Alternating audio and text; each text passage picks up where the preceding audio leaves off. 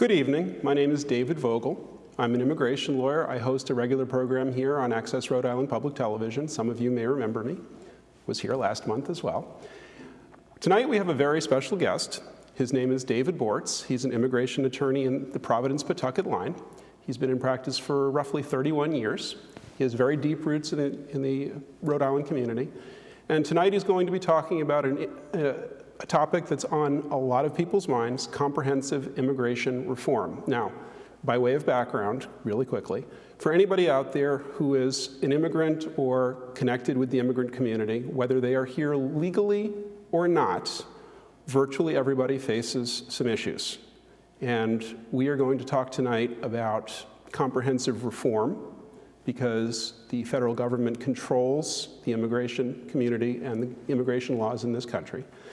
And we're going to talk about it in a broad concept, or a broad spectrum of concepts. And then we are also going to try to squeeze in, if we have time tonight, some maybe common problems that are faced by the community. And if that's not enough time, maybe we'll get him back for a second show. But for that, I'll turn it over to Mr. Borts, and welcome.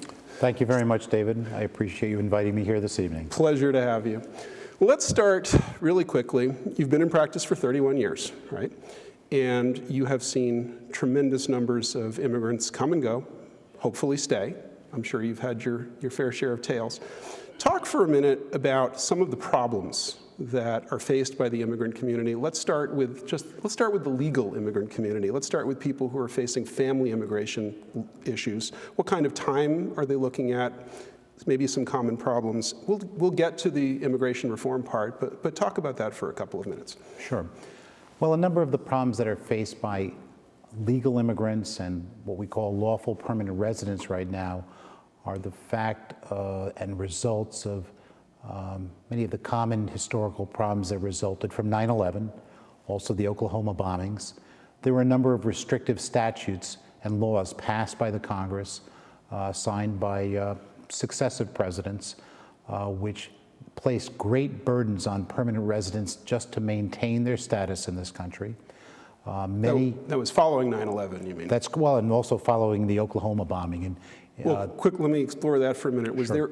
Was there effectively a change of maybe not legal status, but how they were perceived, and therefore how they were greeted or dealt with by the legal authorities? Well, there was a change in how they might be removed from the United States after the commission of minor crimes. Okay. That was the strongest and the strictest implementation of what was known as IRA, which was some legislation passed in 1997, which made it significantly easier to remove long-term permanent residents from the United States.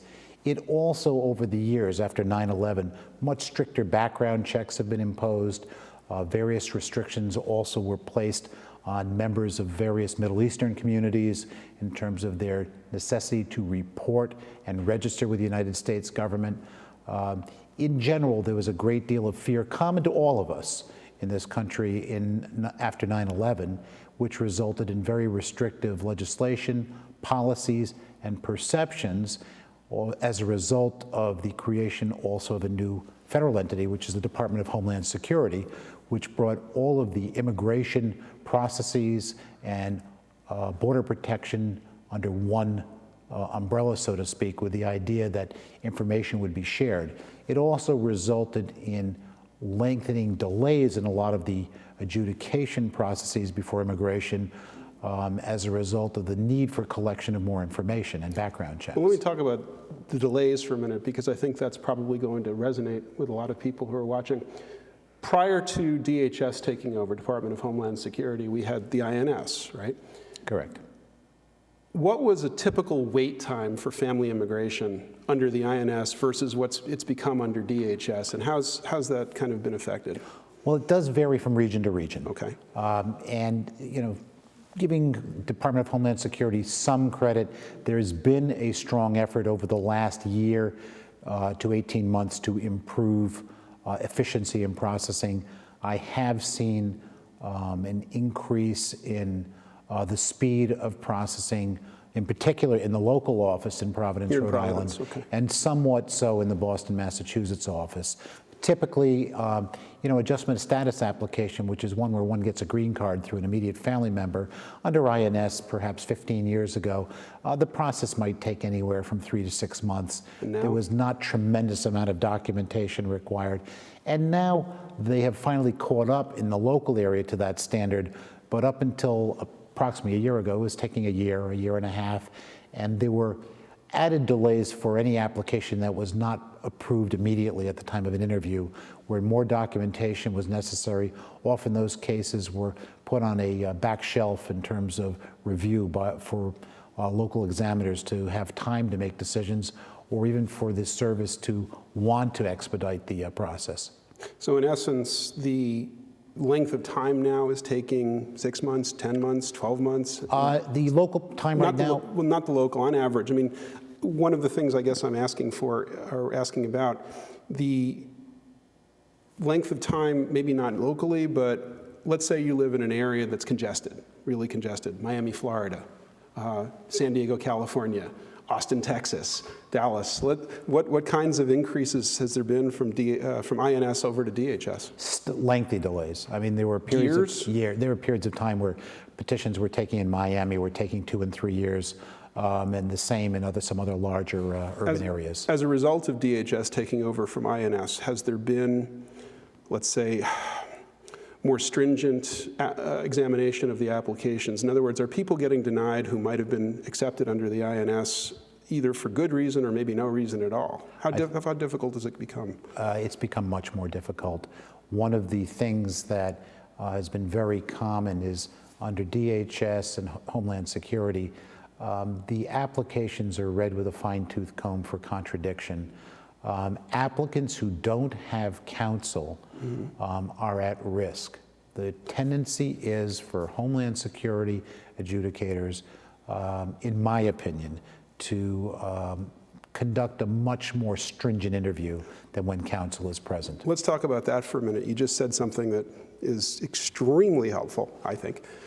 When we were talking off air before the interview in your office, you had mentioned a couple of pitfalls that people fall into regarding when you just said the applications are gone over with a fine-tooth comb. Talk to the audience for a minute about some of the things that can happen that will trigger maybe a rejection or a request for evidence, an RFE, or something that will essentially make the examiner look at the applicant and say, I'm sorry, you just don't measure up. And the applicant is sitting there scratching his or her head saying, how did this happen?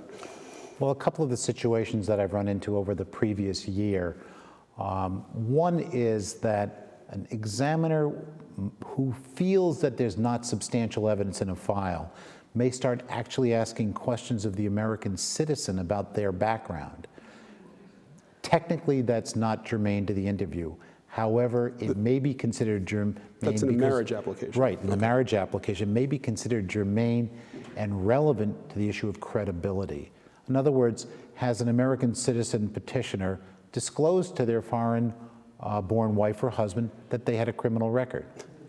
And this is relevant for the American. Well, while the American faces no deportation, potentially, but what may happen is if they haven't disclosed to their spouse that they have a criminal background, there'll be this moment in an interview of aha, so you don't know.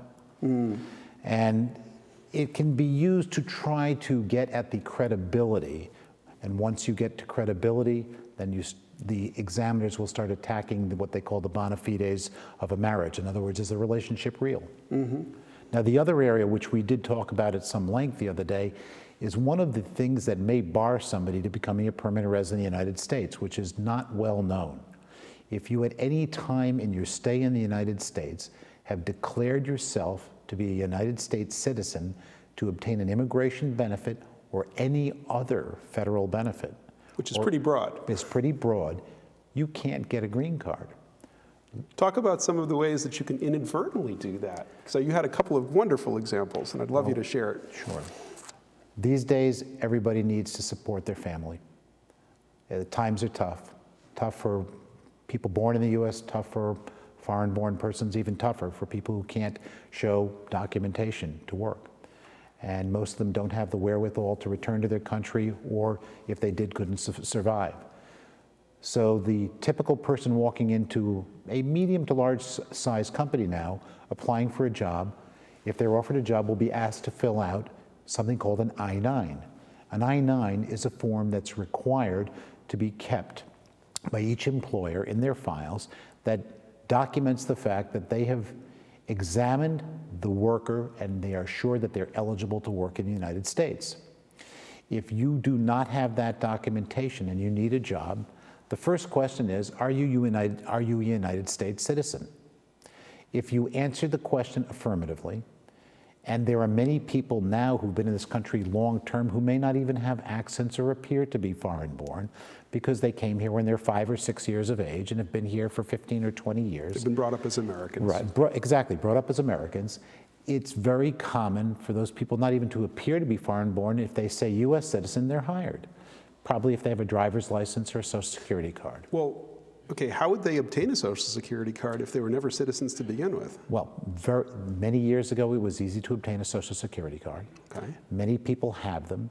There are people who in the distant past had parents who may have filed an application for some benefits of which their children were dependents. They might have gotten a social security card that way. Was that based upon the child being born here?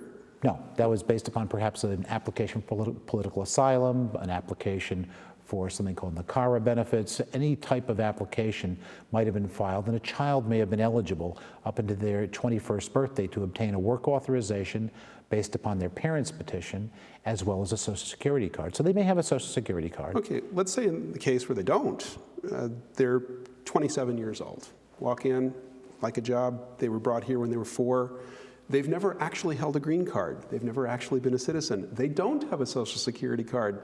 Are you a US citizen? I think so. Yeah, great, you're hired. But how do they get hired? They get hired because the companies need the workers, very simply. Now, the employer is actually violating the law. Okay. However, the undocumented or illegal, as some people would call them, does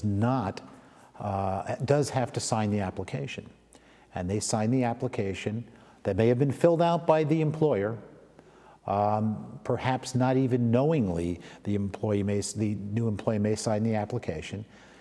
And if they go to an interview at immigration and have listed their employment, as they're supposed to do on a number of applications for the previous 5 years, and if they give the answer that they are working, and if the examiner decides to check the I-9, the I-9 will come back from the employer saying that they're a US citizen, at which point the application for permanent residence will be denied and the person will be referred to the deportation court. What are their options at that point? Their options at that time do exist, but they are only possibly eligible for something called cancellation of removal, which is something we've had a lot of discussion about. We may talk about in some other areas, but they are potentially still able to make a claim for cancellation of removal, which requires proof of residence for over 10 years, good moral character, and an immediate relative who's a U.S. citizen or a permanent resident who would be harmed. A hardship. If the foreign-born person was removed or deported from the United States. As I understand it, generally speaking, the hardship waivers are pretty high standards. The standard at cancellation is exactly extremely unusual hardship. And what is an extremely unusual hardship? Well, in examples of... Have you ever won a case on that? Yes. Okay, good. Share that, please. I'll give you an unfortunate examples. Okay, please do. Children with leukemia.